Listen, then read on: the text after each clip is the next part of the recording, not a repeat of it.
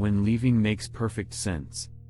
There is a moment when quitting stops feeling like weakness and starts feeling reasonable.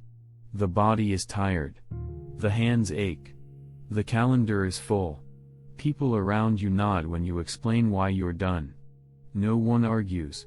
No one stops you. That silence is what makes it dangerous. Most people believe discipline fails when motivation runs out. The truth is quieter. Discipline collapses when logic takes over. Logic counts losses. Logic measures comfort. Logic tells you that stopping now is efficient. Standing there, shoes still on, muscles cooling, you can feel how convincing it sounds. You've been here before. You showed up early for a while. You stayed late. Then one morning the alarm rang and your hand hovered. The room was warm. The floor would be cold. Your shoulders were already tight. You imagined explaining it later and felt relief before you even moved. The body learns this relief quickly. Old warriors understood this moment well. Not as failure, but as a test of identity. When quitting feels logical, something else must decide. Not mood. Not reasoning. Something deeper, already set, already moving while the mind builds arguments. Watch the smallest actions. The belt tied the same way. The mat stepped onto without ceremony. Breath steadying as the body goes through motions it has done 1,000 times. People nearby might not notice. Or they might look at you strangely, wondering why you didn't take the easy exit offered so generously. Before you continue, name the routine you walked away from because quitting made sense. Write it down. One line. No explanation, the bargain that sounds like wisdom. The first bargain happens quietly. You slow your pace without admitting it. The breath comes shorter. Sweat cools on your back as you pause longer than usual. No one says anything, but someone nearby glances over, reading the hesitation in your posture. You tell yourself you're being smart, not weak, and the thought settles into your chest. Quitting rarely announces itself as surrender. It arrives dressed as strategy. You sit down, fingers stiff, joints humming with a dull ache, and start calculating. Missed a day, return stronger tomorrow. Skip this week, reset next month. The logic feels clean. Orderly. Your pulse drops as if the decision has already been made. This is where most chains break. Not in collapse, but in agreement. The body leans back. The shoulders drop. You imagine the relief of explaining it later and feel your jaw unclench. Someone asks if you're done for the day. You nod. They smile, approving, as if you've just chosen maturity over obsession. Older systems were built to suffocate this moment. Not with inspiration, but with repetition so deep it bypassed thought. A warrior wakes, feet touch the floor, knees bend, hands move. The room is cold. The mat is rough. The body reacts before the mind assembles reasons. There is no ceremony in it, only continuity. When discipline is an identity, logic becomes irrelevant. Not wrong. Just late. The action has already happened. Shoes are tied while the mind is still listing excuses. Breath finds its rhythm while the internal debate lags behind.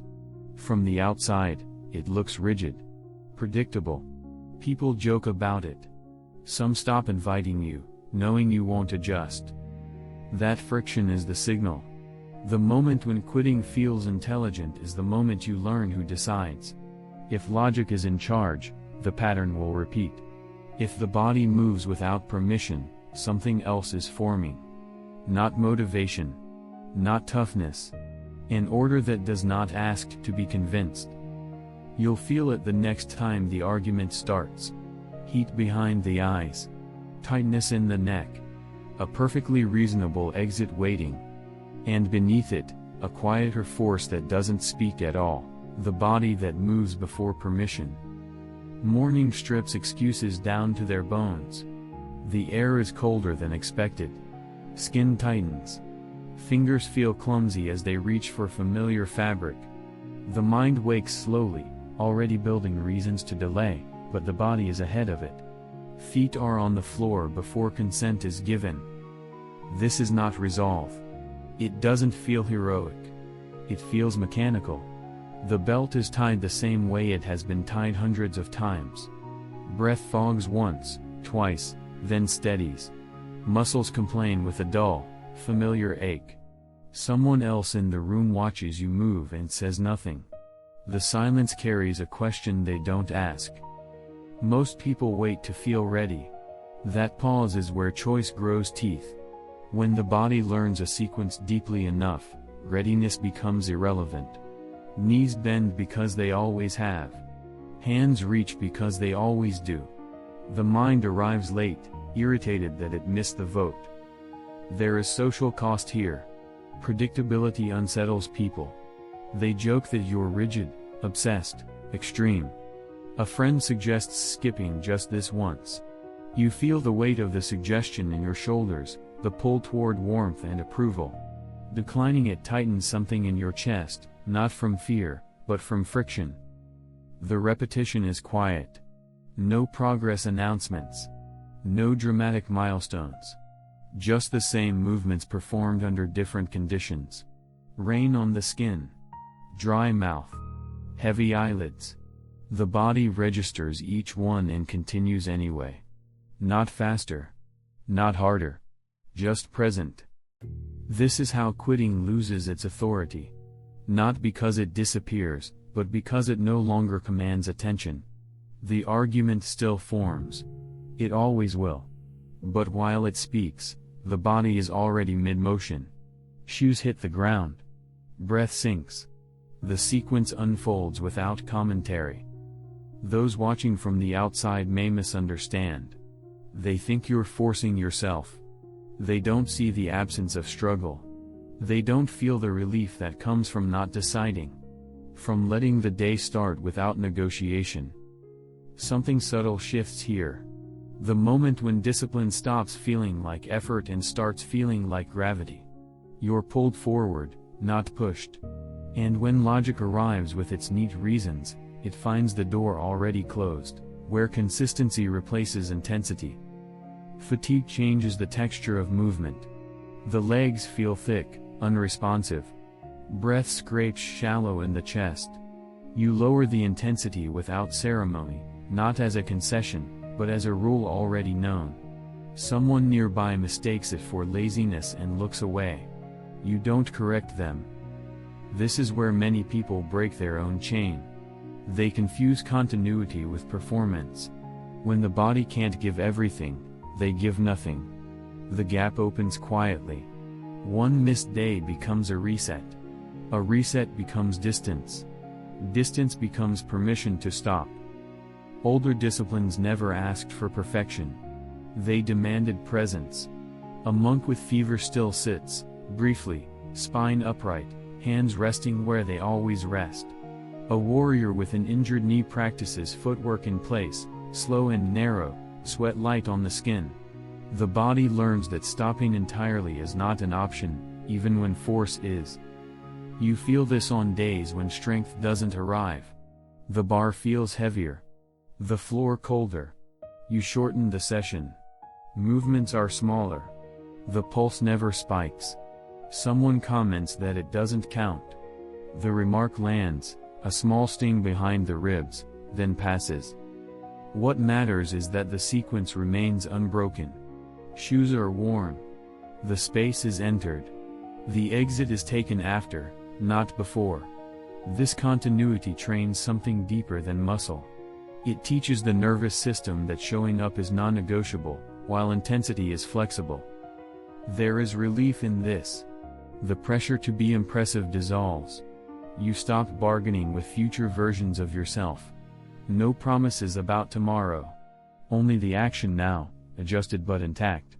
The body responds differently to this contract. Less resistance. Less drama. A steadier pulse. From the outside, it looks unimpressive. No visible struggle. No triumph. Just repetition under varying conditions. Friends ask why you bother when you're clearly not at full capacity. You feel the question in your shoulders as you shrug it off. Explaining would invite debate. Debate would reopen choice. This is how discipline survives long stretches of fatigue. Not through grit, but through narrowing the requirement to something that cannot be argued with. Be here. Do the minimum that keeps the line unbroken. Leave when it's done. Quitting loves intensity because intensity burns out. Continuity starves it. And somewhere in that quiet, restrained rhythm, a different kind of strength settles in, waiting for the moment it will be needed, decisions removed before they appear. The problem is never the obstacle itself. It's the moment you stand in front of it and start thinking. Rain hits the pavement harder than expected. Schedule collapses. Fatigue settles into the joints. Most people pause there, feeling the weight of choice pressed down on them, and that pause is where discipline dissolves. Older systems never left this moment open. Responses were decided long before the conditions arrived. When rain falls, training moves indoors. When the body weakens, intensity drops. When time shrinks, the session shortens. The action changes, but the appearance does not. There is no meeting with yourself about it. You feel the difference immediately. The shoulders don't tense with calculation. The jaw stays loose. The pulse remains steady because there is nothing to solve. Hands move to prepare the space without instruction. Someone watching asks how you stay so consistent. You don't answer. You couldn't without lying. Most people fail here because they wait until pressure is present to decide how to respond. In that state, every option feels negotiable. You felt it before. Phone in hand. Weather app open. Messages unread. The body already tired, asking the mind to be merciful. That mercy has a familiar cost. Pre-decided responses remove that cost. Not heroically. Quietly. The body follows a narrow track cut deep enough that it doesn't widen under stress. There is relief in this narrowing. Fewer options. Fewer stories. Just a small adjustment and forward motion. Social friction sharpens at this stage. Others see the obstacle and expect agreement and avoidance. When you don't join them, the silence stretches. Someone shrugs. Someone rolls their eyes. You feel the heat behind your eyes, not from anger, but from resisting the urge to explain yourself. Explanation would reopen the door you just closed. This is where quitting loses its cleverness. Logic still presents its case. It always will. But without the power to alter behavior, it becomes background noise. The sequence continues while the argument talks to itself. From the outside, it looks rigid. In truth, it's adaptive without being fragile. You don't need better conditions. You only need the next acceptable form of the action. The body learns this quickly. Stress no longer triggers debate. It triggers adjustment. Over time, this creates a subtle reputation. People stop asking if you'll show up. They already know the answer. That certainty unsettles them more than any display of intensity ever could. And somewhere in that predictability, a deeper test begins to form. Not about whether you can start, but about what happens when staying costs you something real, when staying starts to cost you. At first, staying only costs comfort. Later, it costs reputation. You feel it when plans are made without you. When someone laughs and says, "Of course you won't come," before you've answered. The room goes quiet for half a second. Your chest tightens. You nod anyway. The body notices this cost immediately. A hollow feeling under the ribs. Jaw set a little harder. You're not angry. You're aware. Staying now means standing slightly apart, carrying a rhythm that no longer syncs with the group. Most people adjust at this point. Not because they want to quit, but because belonging feels heavier than discipline. This is where quitting regains its strongest argument. Not efficiency. Not rest. Social peace. The relief of blending back in. The body remembers how easy that used to be. Shoulders loosening. Laughter coming faster. No explanations required. Older warriors were warned about this stage. Not with speeches, but with observation. When your routine starts to inconvenience others, it will be tested. Invitations become conditional. Jokes sharpen. Advice appears unasked. You feel it during small moments. Standing up early while others linger. Declining food placed directly in front of you. The eyes on you feel warmer now. Staying through this does not feel noble. It feels awkward. Your movements become quieter. Less visible. You tie your belt without looking around. You leave without announcing it. The body learns to carry the friction internally, where it can't be negotiated away by a smile. Something important happens here. Discipline stops being private and starts being public, even when you never speak about it. People read it in what you don't explain. In the consistency that no longer requires defense. Some drift away. A few watch more closely than before. You feel the strain on days when energy is low and company would soften it. Muscles already sore. Eyelids heavy. The argument forms cleanly: skip this, reconnect, be normal again. You stand there long enough to feel the weight of that option fully. Then the body moves. Not fast. Not defiantly. Just forward. The sequence unfolds with the same restraint it always has. Breath finds its pace. The noise fades. By the time logic finishes its appeal, you're already inside the action, unavailable. This is where discipline stops feeling like something you protect and starts feeling like something that protects you. Not from hardship, but from dilution.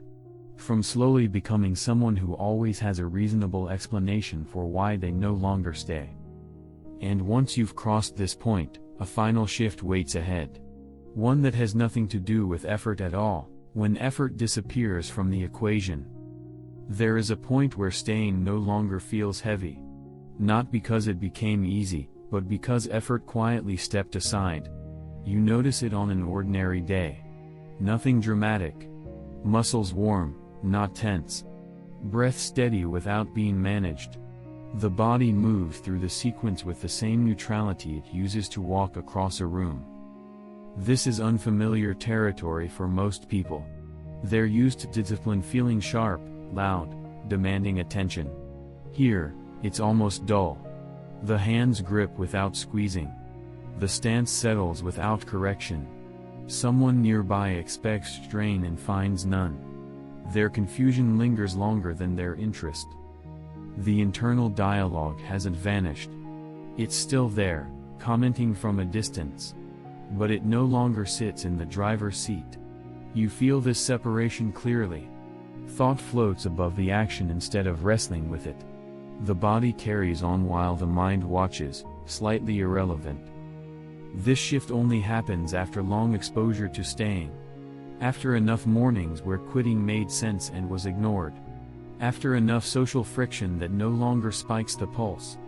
The nervous system learns a new baseline. Showing up stops triggering resistance. Not because you're tougher, but because the pattern is no longer optional. There's a subtle danger here. Comfort can be mistaken for completion. Others see the calm and assume you've arrived somewhere final. They say you've found balance now. You feel the temptation in your shoulders, the urge to agree and soften the edges. Balance sounds safe. Finished. But this state isn't rest. It's alignment. The absence of effort comes from alignment, not relaxation. The moment you start treating it as an achievement, choice creeps back in. The body senses this immediately. A slight hesitation. A pause before movement. A question forming where there wasn't one before. Staying at this level requires the same restraint that built it. No celebration. No loosening of standards. Just continuation. You enter the space the same way. You leave the same way. No performance. No commentary. From the outside, it looks like discipline has faded. In reality, It has sunk deeper. It no longer needs to announce itself through strain. It operates quietly, like a law you forgot was ever written. This is where many people unknowingly stop growing. They mistake the silence for an ending. They don't realize it's only the absence of noise before a more demanding test appears. Because when effort disappears, what remains is not comfort. It's exposure. And the next challenge doesn't ask whether you can push harder. It asks whether you will stay when nothing inside you argues for or against it at all. The day staying becomes automatic. The final shift doesn't announce itself. You notice it on a day that should have broken you. Sleep was thin. The schedule is crowded. The body carries a low, constant ache. Nothing inside you feels ready. And yet, the sequence happens anyway.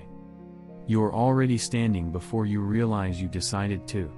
Hands moving with dull precision. Breath shallow at first, then settling. There's no surge of resolve. No internal speech. Just motion continuing because it always has. The mind checks in late, confused by its own irrelevance. This is where many people misunderstand what they're seeing. They think discipline has become easy. They think you found some trick. They ask what changed. You feel the question land between your shoulders as you keep moving. Explaining would require reopening a process that no longer exists. The body now treats staying the way it treats gravity. Not as effort, not as preference, but as fact. When the alarm rings, movement follows. When the space opens, you enter it. When the action ends, you leave. No emotion attaches itself strongly enough to interfere. There is a cost here that no one warns you about. When staying becomes automatic, you lose the drama that once made discipline visible. There's no internal struggle to point at. No story to tell. Progress becomes invisible even to you. The work is done without witnesses, including your own ego. Social friction shifts again. People stop commenting. The jokes dry up. The advice disappears. What remains is a quiet distance. You feel it when conversations turn and you're no longer expected to explain yourself. Your predictability has settled into the background. This is not comfort. It's exposure without noise. Without struggle to distract you, you're left alone with the raw fact of continuation. No praise. No resistance. Just repetition stretching forward without a clear end. Here, quitting would actually feel dramatic again. It would reintroduce story, emotion, relief. You can sense how tempting that would be, not because you're tired, but because you're unseen. The body registers this temptation as a slight tightening in the chest, a flicker of warmth behind the eyes. And still, the sequence continues. This is the real test. Not whether you can stay when it's hard, but whether you stay when nothing pushes you either way. When discipline no longer needs justification, defense, or effort. Because once staying becomes automatic, something else is asked of you. Something quieter. More final. And that question doesn't care how disciplined you think you are. Staying without needing a reason. Staying was never meant to feel heroic. When it becomes clean, it becomes quiet. There is no inner speech congratulating you. No tension releasing. Just the body continuing a line it no longer questions. Discipline, at this stage, is not something you practice. It is the shape of how you exist inside time. This is where most people misunderstand what they've been chasing. They wanted strength. They wanted control. What they found instead is inevitability. You stay not because it matters today, but because not staying would fracture something already settled.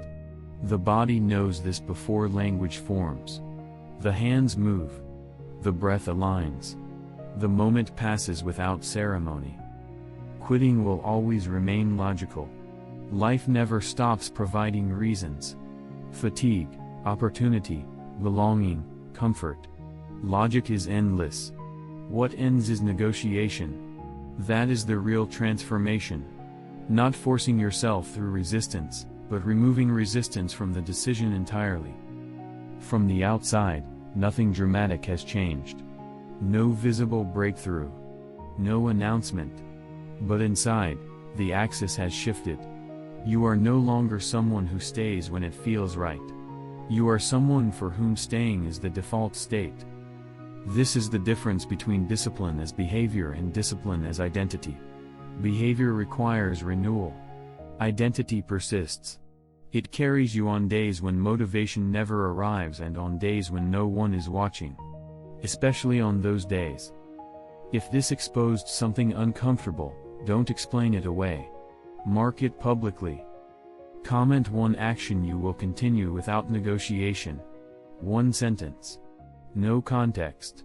No justification.